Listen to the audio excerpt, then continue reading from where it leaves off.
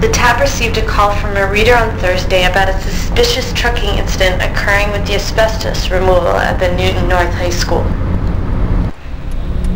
The reader said that the truck drivers were leaving from the Newton North construction site, taking a left onto Walnut Street and a right onto Washington Street, where they removed the placards that indicated they were carrying a hazardous material. In disbelief, we went to investigate. As soon as we pulled up to the construction site, we saw a truck leaving the Newton North site. We pulled out into traffic and tailed the truck. Sure enough, it went left onto Walnut Street and right onto Washington Street, where it stopped. Scared that we would be caught trailing the vehicles, we pulled far enough ahead of the truck that the driver wouldn't see us. Unfortunately, we were too far away to catch what they did next.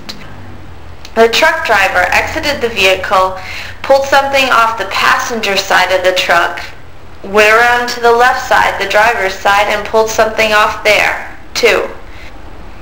Okay, this was suspicious, we thought. Now, the city had told the tab that they were disposing the material in New Hampshire, but instead of going to Route 128, the quickest way to New Hampshire, we were going into Boston.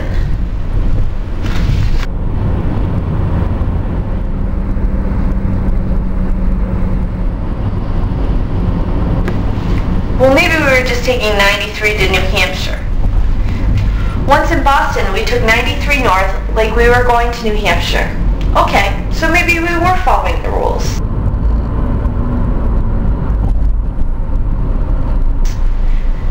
But 5 minutes into the drive, we pulled off on Route 1. This was not the way to New Hampshire.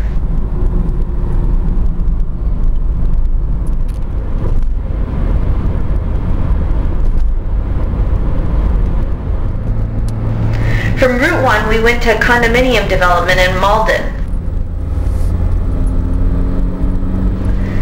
Construction crews were hard at work, building a 770-unit luxury condo development. Were they dumping it here, we asked? Unable to follow the trucking company inside, we spoke with the project manager.